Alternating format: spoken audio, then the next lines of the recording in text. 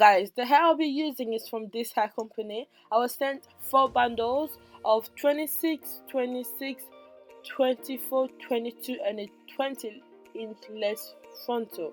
So yeah, I'll be dyeing the hair first. I'm going to show you how I'm going to bleach the hair and dye it to the red color you saw in my intro.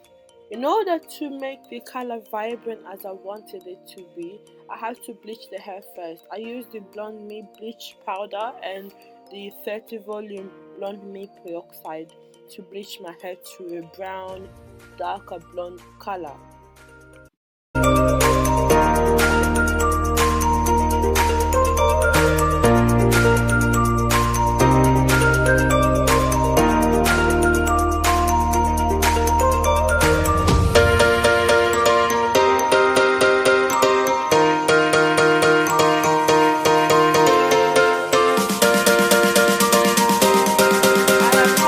Onto the hair, I left it until it turned to this color. This is like a darker brown color, and then I colored it red, burgundy. So I mixed like 4 different colors of reddish, burgundy, magenta, racing red, intense red. You guys should take a screenshot because it's too much. 4 bottles of outdoor hair dye and 2 bottles of crazy color. The reason being is because I couldn't find outdoor in burgundy, so I had to take an alternative, which was crazy color, you know. But yeah, it worked perfect. Once I was done mixing, I decided to apply the dye onto the hair, but I got a bit lazy, so I decided to dip the hair into the dye, which was like a mistake because I used up all the hair dye. I didn't even dye the frontal, so I won't advise you to do this unless you want to spend a hell of a lot of money.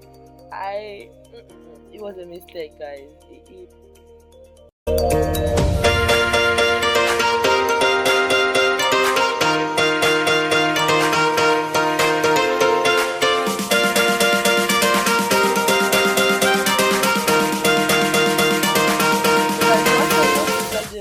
Really much dye left. I decided to go back to do it the normal way, the natural way. But it was already too late. I had to add more dye for my left frontal, which I didn't film. I'm so sorry about it. So once I did that, I washed the hair off, and this is the result. After that, I decided to clip back the hair and cut my lace. I always cut my lace on my head because I feel like it fits better when I cut it on my head, if you know what I mean.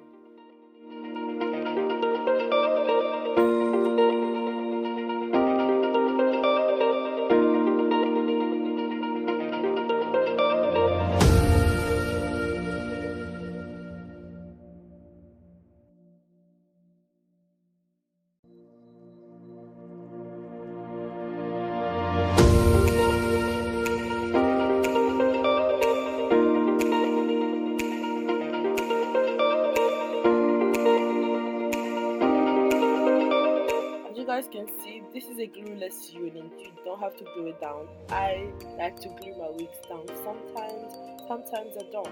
But yeah, I decided to go ahead and pluck out more hair because I felt like it still needed a little bit more of customization once it was on my head. I always do this because I feel like when I customize it on my head, it goes exactly how I want it.